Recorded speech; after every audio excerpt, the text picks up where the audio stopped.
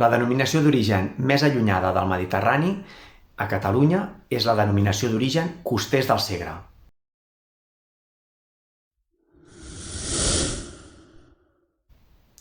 És la denominació d'origen que engloba totes les àrees productores de vi de la província de Lleida i està vertebrada amb el nom del riu Segre que travessa la província des de la Cerdanya i fins a la terra ferma, fins a Lleida mateix.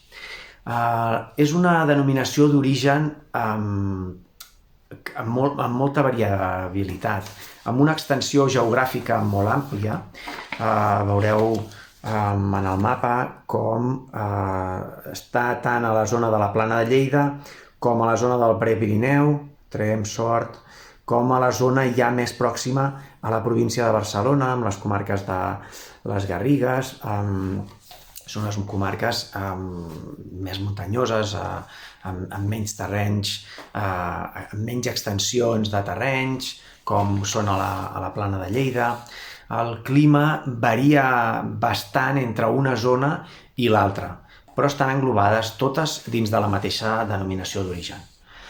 En aquesta denominació d'origen, el raïm blanc que hi predomina és sobretot el que es fa servir per fer la base dels vins de cava, el Macabeu, la Parellada, i per tant tenim vins blancs de Macabeu. Pràcticament són fàcils de trobar en molts dels cellers que elaboren vins a la denominació d'origen Costers del Segre. En negres, de totes formes, també hi ha molta varietat poc habitual a Catalunya que està permesa en aquesta denominació d'origen.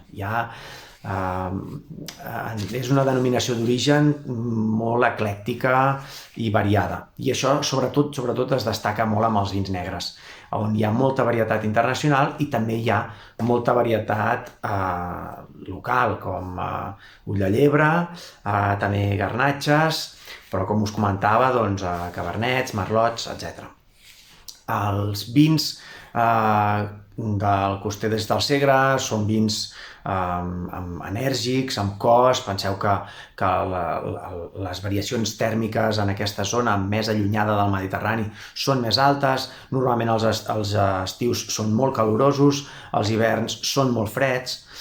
Sí que és veritat que la zona més alta de la DO Costers del Segre, a més, tenen aquestes vinyes d'alçada que fan uns vins amb unes acideses més altes, que bé, ens recorden una mica, ens podrien arribar a recordar a vins centroeuropeus, i us destacaré algunes dels cellers que hi ha en aquesta denominació d'origen, una mica repartits de nord a sud.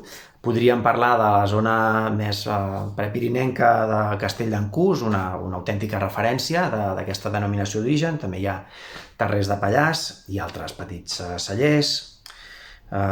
Trobem Torres també, més al centre hi ha Raïmat, Castell del Remei, la Gravera, Clospons, i ja una mica més pròxims a la província de Lleida trobem l'Olivera, Cérvoles.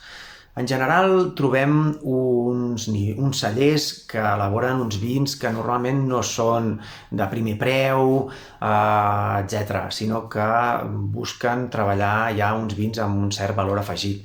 I això val molt la pena que ens hi fixem. És una denominació d'origen que en general el nivell dels vins com a mínim és mig, és molt interessant, i a més porten coses bastant diferents, sobretot per la climatologia. Una mica eclèctics, com us comentava, en les varietats, però molt interessants sempre i normalment ben acabats, ben treballats. Bé, només us podem animar a que proveu de buscar-ne. És una denominació d'origen que no és superpresent a moltes de les botigues i restaurants, però que en general sempre hi ha algun celler o altre. Per tant, proveu-los i disfruteu-los. Fins aviat!